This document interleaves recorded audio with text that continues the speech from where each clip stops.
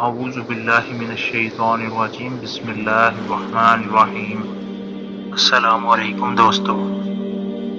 روحانیت کے میدان میں ہزاروں سال یہ سمجھا جاتا رہا کہ انسان کا دل روحانی معرفت کا خزانہ ہے۔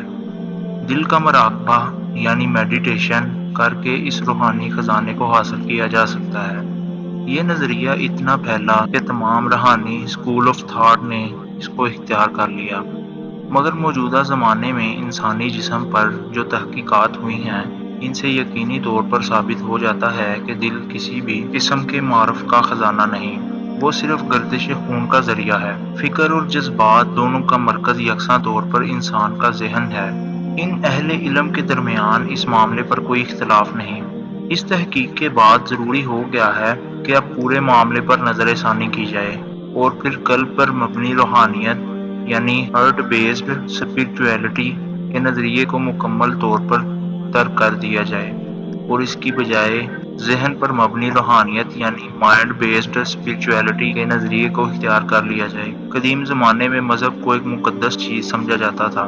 اس بنا پر مذہب کا تنقیدی جائزہ ایک امر ممنوع یعنی ناجائز کام بنا ہوا تھا، مگر موجودہ زمانے میں سائنسی انقلاب کے اثر سے یہ ہوا کہ جس طرح دوسرے تمام شعبوں کا تنقیدی جائزہ لیا جا رہا ہے اس طرح مذہب کا بھی تنقیدی جائزہ لیا جانے لگا۔ اس شعبہ تحقیق کو اب تاریخی انتقاد یعنی ہسٹوریکل کریٹیسزم کہا جاتا ہے۔ اس تحقیق و تنقید کے بعد یہ ثابت ہوا کہ تمام مذاہب بعد کی تبدیلیوں کے نتیجے میں اب غیر تاریخی بن چکے ہیں۔ ہر مذہب گویا کہ ایک میتھالوجی ہے جس کے پیچھے کوئی تاریخی سند موجود نہیں۔ مذاہب کے اس عموم میں صرف ایک استثناء ہے اور وہ مذہب اسلام ہے۔ خاص علمی جائزے سے یہ ثابت ہوا ہے کہ تمام مذاہب میں صرف اسلام ایک ایسا مذہب ہے جس کو پورے معنوں میں تاریخی مذہب کہا جا سکتا ہے۔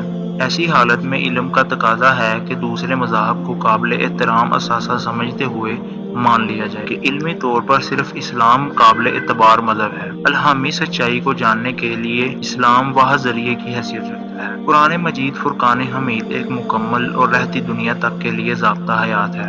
اسی لیے آج سائنس ہو، منطق ہو، لاجک ہو، فلسفہ ہو یا دنیا کا کوئی بھی علم قرآن مجید کے حرف حرف کی تصدیق کرتا ہے۔ کلام الہی کا چیلنج یہی ہے کہ دنیا کی تمام تہذیبوں میں ادب اور شاعری انسانی جذبات اور تخلیقی قوتوں کے اظہار کا ذریعہ رہے ہیں۔ ایک دور وہ بھی تھا جب ادب اور شاعری کو وہی مقام حاصل تھا جو آج سائنس اور ٹیکنالوجی کو حاصل ہے۔ مسلمان اور غیر مسلم دونوں ہی قرآن مجید کو دنیا کا بہترین عربی ادب تسلیم کرتے ہیں۔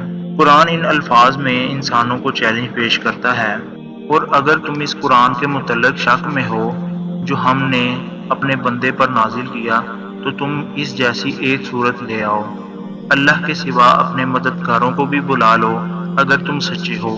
چنانچہ اگر تم یہ کام نہ کر سکو جو تم کر بھی نہیں سکو گے تو اس آگ سے بچو جس کا ایندھن انسان اور پتھر ہے اور وہ کافروں کے لیے تیار کی گئی ہے۔ قرآن کا یہ چیلنج ہے کہ اس کی صورتوں جیسی صرف ایک صورت بنا لاؤ۔ قرآن مجید نے اس چیلنج کو کئی مرتبہ دہرایا ہے، صرف ایک صورت ہی ایسی بنا لاؤ جو خوبصورتی اور فصاحت و بلاغت پر پرانی صورتوں کا مقابلہ کرتی ہو، مگر آج تک کوئی شخص یہ چیلنج قبول نہیں کر سکا۔ جدید انسان ادب و سخن کی بہترین زبان کی حامل ایسی کتاب کو تسلیم نہیں کرے گا جس میں کہا گیا ہو کہ زمین چپٹی ہے، کیونکہ ہم ایسے دور میں سانس لے رہے ہیں جہاں انسانی توجیہ، استدلال اور تجربی علوم کو برتری حاصل ہے۔ ایسے لوگ بہت کم ہوں گے جو قرآن مجید کے غیر معمولی حسن بیان سے متاثر ہو کر اسے الہامی کتاب تسلیم کرتے ہیں۔ الہامی کتاب کا دعویٰ رکھنے والی ہر کتاب میں یہ قوت ہونی چاہیے کہ اسے اس کے اپنے استدلال اور منطق کی بنیاد پر تسلیم کیا جائے۔ نوبل انعام یافتہ مشہور ماہر طبیعیات البرٹ آئنسٹائن کہتا ہے کہ مذہب کے بغیر سائنس معذور ہے اور سائنس کے بغیر مذہب نابینا۔ آئیے قرآن کا مطالعہ کر کے جائزہ لیتے ہیں کہ آیا یہ جدید سائنسی علوم سے ہم آہنگ ہے یا نہیں۔ قرآن مجید سائنسی علوم کی کتاب نہیں بلکہ نشانیوں کی کتاب ہے۔ عام لفظوں میں قرآن مجید سائنس کی کتاب نہیں بلکہ یہ سائنس کی کتاب ہے، یعنی آیات پر مشتمل کتاب۔ قرآن کی 6000 سے زائد آیات میں سے 1000 سے زائد سائنسی حقائق بیان کرتی ہیں۔ ہم سب جانتے ہیں کہ کئی مرتبہ سائنس اپنے انکشافات کی تردید کر دیتی ہے، سچائی کی تلاش ایک عارفانہ جدوجہد ہے جس میں مذہب کے بعد اب سائنس بھی جداگانہ رول ادا کر رہی ہے، مگر سائنس اپنے دعووں کا ثبوت تو دیتی ہے، عقیدہ نہیں دیتی، جبکہ مذہب وہی الہی کتابیں ہے اور ہمیں برہان ہی نہیں صحیح عقیدے سے بھی مالا مال کرتا ہے۔ ان حقائق پر عالمی شہرت یافتہ عظیم سکالر ڈاکٹر ذاکر عبدالکریم نائک وہ ماہرانہ دسترس رکھتے ہیں۔ انہوں نے سائنس کے تناظر میں قرآنی تعلیمات کی صداقت، اہمیت، ضرورت اور افادیت اجاگر کر کے یورپی دانش کا سحر توڑ دیا اور ثابت کر دیا ہے کہ سائنسی انکشافات اسلام کی حقانیت کی تصدیق کرتے ہیں، اور تنہا یہی دین ہے جو قیامت تک انسانیت کی فلاح کا ضامن ہی نہیں خازن بھی رہے گا۔ دوستو، آج کی ویڈیو کے لیے اتنا ہی، ملتے ہیں ایک دلچسپ ویڈیو کے ساتھ، تب تک کے لیے اللہ نگہبان۔